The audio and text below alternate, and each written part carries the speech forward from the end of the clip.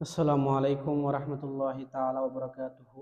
সুপ্রিয় সকল জ্ঞান প্রত্যাশী ছাত্রছাত্রী, দূরে কাছে যে যেখান থেকে দেখছেন, বিশেষ করে শিকলবাহ হদিয়া ফাজিল ডিগ্রি মাদ্রাসার 2025 দাখিল পরীক্ষার্থী সকল ছাত্রছাত্রীদেরকে জানাই আন্তরিক শুভেচ্ছা ও অভিনন্দন। প্রতিদিনের ন্যায় আমি আপনাদের সামনে উপস্থিত হয়েছি গাণিতিক নতুন একটা বিষয় নিয়ে। সর্বপ্রথম মহান আল্লাহ রাব্বুল আলামিনের দরবারে শুকর আদায় করছি যে মহান আল্লাহ রাব্বুল আলামিন আমাকে শত ব্যস্ততার মধ্যে সুস্থ সবল রেখে আপনাদের সামনে কিছু কথা বলার সুযোগ করে দিচ্ছে। সাথে সাথে দরুদ ও সালাম পেশ করছি মুহাম্মদ মুস্তাফা সাল্লাল্লাহু তাআলা আলাইহি ওয়াসাল্লামের রূহ মুবারকের উপর। আমি আপনাদের সামনে আজকে আলোচনা করব নবম ক্লাস ত্রিকোণমিতি 9.1। ইতিপূর্বে আমি আপনাদেরকে পরিসংখ্যান সম্পূর্ণ 10 নম্বরের জন্য শেষ করিয়েছি এবং পুনরিবি ক্লাসও আপনাদেরকে আমি দিয়েছি। আশা করি হয়তো আপনারা 10 নাম্বার ক্লিয়ার হয়েছে আপনাদের। যাদের তারপরে যদি কোনো সমস্যা থেকে থাকে আমার সাথে ইনবক্সে যোগাযোগ করবেন, ইনশাআল্লাহ আমি বাকিটা আপনাদের জন্য যতটুকু সম্ভব আমি ইনশাআল্লাহ সমাধান করে দেওয়ার জন্য চেষ্টা করব। তাইলে আমরা আজকে আমাদের আলোচ্য বিষয়ের মধ্যে আমরা চলে যাচ্ছি। আমাদের আলোচ্য বিষয় হচ্ছে ত্রিকোণমিতি নবম অধ্যায়। আমাদের ক্লাস নাম্বার হচ্ছে 9, নবম ক্লাস। নবম অধ্যায়ের 9.1 উদাহরণ সহ মোট 37টি অঙ্ক আছে। আয়াত্তে নিয়ে আসার সুবিধার্থে আমি সেই 37টি অঙ্ককে 9টি ক্যাটাগরিতে ভাগ করেছি। একটু মনোযোগ দিয়ে খেয়াল করবেন। ক্যাটাগরিগুলোর নাম হচ্ছে, প্রথম ক্যাটাগরিতে আমি রেখেছি মূল অঙ্ক 2, 3, 4, 5, উদাহরণ 3, 4। তাহলে প্রথম ক্যাটাগরিতে এগুলা। দ্বিতীয় ক্যাটাগরিতে হচ্ছে 6 থেকে 18 পর্যন্ত মূল অঙ্ক, উদাহরণ হচ্ছে 7, 8, 9। তৃতীয় ক্যাটাগরিতে আমি রেখেছি 19, 20, উদাহরণ 10। চতুর্থ ক্যাটাগরিতে আমি রেখেছি 21। পঞ্চম ক্যাটাগরিতে আমি রেখেছি 22। ষষ্ঠ ক্যাটাগরিতে আমি রেখেছি 23, 25 ক, উদাহরণ 12। সপ্তম ক্যাটাগরিতে আমি রেখেছি 24। অষ্টম ক্যাটাগরিতে আমি রেখেছি 25 খ। নবম ক্যাটাগরিতে আমি রেখেছি 25 গ, উদাহরণ 5, 6। আপনারা একটু খেয়াল করেন, এগুলো হচ্ছে ক্যাটাগরি, এগুলো হচ্ছে মূল অঙ্ক, এগুলো হচ্ছে উদাহরণ। তাহলে আমি যে 9টি ক্যাটাগরিতে ভাগ করেছি, মোট অঙ্ক হচ্ছে 37টা। 37টাকে আমি 9টি ক্যাটাগরিতে ভাগ করেছি। 9টি ক্যাটাগরিতে ভাগ করা মানে হচ্ছে অঙ্ক এখানে হচ্ছে 9 রকমের। 9 রকমের অঙ্ক আমরা করব, 9টি অঙ্ক করব, 37টি অঙ্ক আমরা পেরে যাব। এখন আমরা এই 37টি অঙ্কের প্রথম ক্যাটাগরি থেকে আমরা যে কোনো একটি অঙ্ক আজকে সমাধান করব ইনশাআল্লাহ। তাহলে আমি প্রথম ক্যাটাগরিতে 2, 3, 4, 5 মূল অঙ্ক 4টা আছে। সেই 4টা অঙ্ক থেকে আমি যে কোনো একটা অঙ্ক আজকে সমাধান করব ইনশাআল্লাহ আপনাদের সামনে। আমি 4 নাম্বার অঙ্কটা বেছে নিয়েছি। 4 নাম্বার অঙ্কের মধ্যে প্রশ্নতে বলা হচ্ছে এ বি সি সমকোণী ত্রিভুজের সি কোণটি সমকোণ। এ বি সমান 13 সেন্টিমিটার, বি সি সমান 12 সেন্টিমিটার এবং এ বি সি কোণ সমান থিটা হলে sine theta, cos theta, tan theta এর মান নির্ণয় করো। আমার প্রশ্ন। তাহলে আপনাদের খেয়াল রাখতে হবে, প্রশ্নতে যদি দেওয়া থাকে, কিছু মান যদি দেওয়া থাকে, কোণের কথা উল্লেখ থাকে, তাহলে প্রশ্নতে যেভাবে বলা আছে সেভাবে আমাদের চিত্রটা অঙ্কন করতে হবে। তাহলে আমি যেভাবে এখানে প্রশ্নতে বলা আছে সেভাবে চিত্রটা অঙ্কন করব। প্রশ্নতে বলা আছে এ বি সি সমকোণী ত্রিভুজ। এখানে এ বি সি সমকোণী ত্রিভুজে সি কোণ সমকোণ বলছি।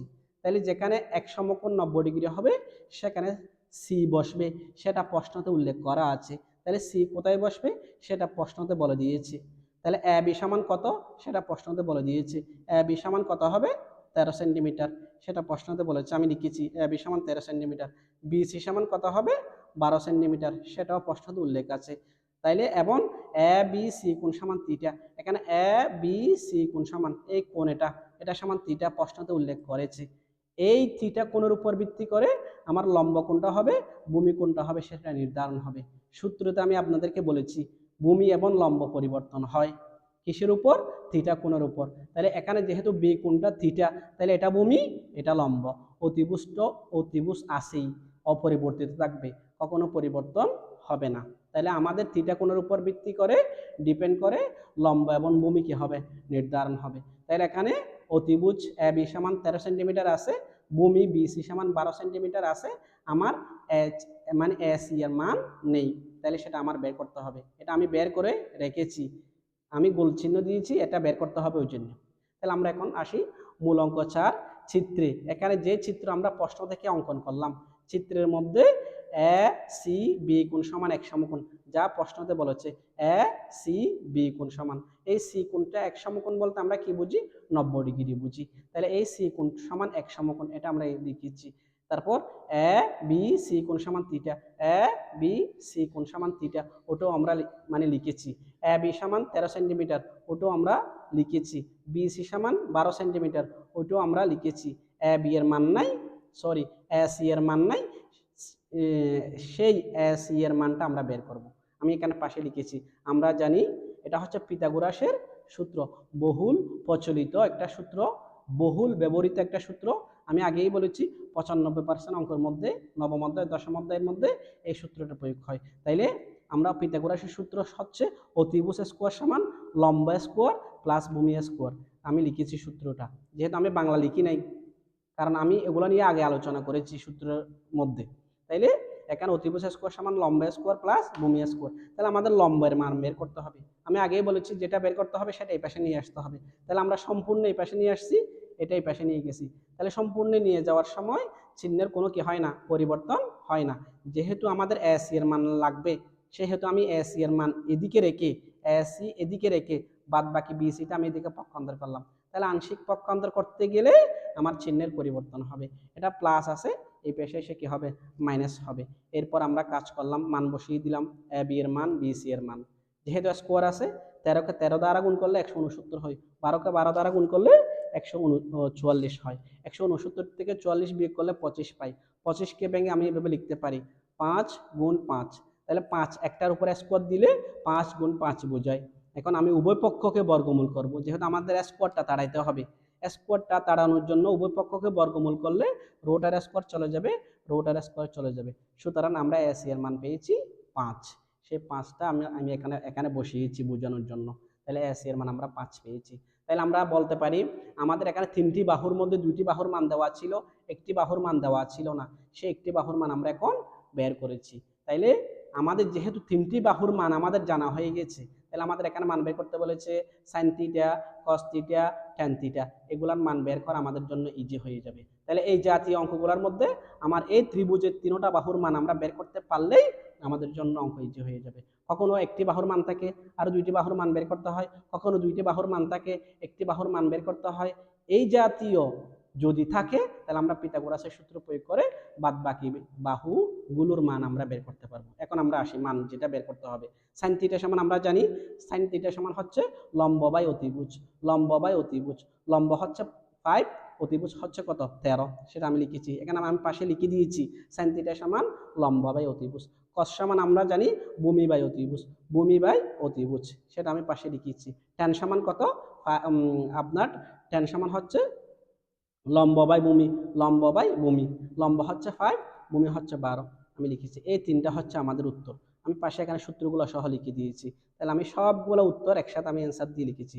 উল্লেখ্য যে মূল অঙ্ক 2, 3, 4, 5, উদাহরণ 3, 4 এক নিয়মের হবে। এই জাতীয় পৃথিবীতে যত অঙ্ক আছে সবগুলো একই রকমের হবে। আমার প্রথম কাজটা থাকবে এই ত্রিভুজে আমার একটি বাহুর মান থাকবে, আরেকটি বাহুর আর 2টি বাহুর মান আমার বের করতে হবে, অথবা 2টি বাহুর মান থাকবে, একটি বাহুর মান আমার বের করতে হবে, অথবা 3টি বাহুর মান থাকবে, আমার মানগুলা বের করতে হবে সূত্র প্রয়োগ করে। তাহলে বহুল প্রচলিত সূত্র হচ্ছে পিথাগোরাসের সূত্র, এখানে অবশ্যই লাগবে। পিথাগোরাসের সূত্রটা আমরা আয়ত্তে নিয়ে আসবো। পাশাপাশি এই পিথাগোরাসের সূত্র প্রয়োগ করে 3টা বাহুর মান কেমনে বের করতে হয় বারবার রিপিট করে বারবার দেখবো অঙ্কগুলা, বারবার প্র্যাকটিস করব। বারবার প্র্যাকটিস করলে আমাদের অঙ্কগুলা আয়ত্তে চলে আসবে ইনশাআল্লাহ। তাইলে আমি আপনাদের সুবিধার্থে এখানে নবম অধ্যায়কে নবম অধ্যায়ের বিশেষ করে 9.1 অঙ্কগুলোকে 37টা অঙ্ককে বিভিন্ন ক্যাটাগরিতে আমি ভাগ করেছি। এই ক্যাটাগরিগুলো যদি আপনারা নিয়ন্ত্রণে নিয়ে আসতে পারেন, আশা করি হয়তো আপনাদের জন্য তেমন কোনো অসুবিধা হবে না। যদিও বা চ্যাপ্টারগুলো কঠিন, আমি কঠিন দিয়ে শুরু করছি, ওই জন্যে সহজ তো আমি একটা করিয়েছি 17 অধ্যায় পরিসংখ্যান। এরপরে কঠিন ওই জন্য করতেছি, আমরা করব সহজ হয়ে যাবে। এখান থেকে কারণ আমরা একটি অঙ্ক অবশ্যই পাবো, ভাগ্য ভালো থাকলে আমরা 2টি অঙ্ক পেয়ে থাকবো। তাহলে আমি 9টি ক্যাটাগরিতে ভাগ করেছি, 9টি ক্যাটাগরির 9টি নিয়মে অঙ্ক করব, 37টা অঙ্ক আমরা পেরে যাব। যে সূত্রগুলো আমি আলোচনা করেছি, আজকে যে অঙ্কটা আলোচনা করেছি, ইতিপূর্বে যে ক্লাসে আমি সূত্রগুলো আলোচনা করেছি, ওগুলো ভালোভাবে দেখবেন, পাশাপাশি অঙ্কটা দেখবেন, যতবার দেখবেন আপনাদের জন্য সুবিধা। তাহলে সবাইকে দেখার সুযোগ করে দেওয়ার জন্য বেশি বেশি শেয়ার করার অনুরোধ জানিয়ে সকলের সুস্বাস্থ্য কামনা করে, দীর্ঘায়ু কামনা করে, পরবর্তী ক্লাসের জন্য, 10ম ক্লাসের জন্য সবাইকে মানসিকভাবে প্রস্তুতি গ্রহণ করার অনুরোধ জানিয়ে আমার জন্য দোয়া কামনা করে সংক্ষিপ্ত ক্লাস এখানে সমাপ্তি করলাম। ওয়া আখিরু দাওয়ানা আলহামদুলিল্লাহি রাব্বিল আলামিন। আসসালামু আলাইকুম।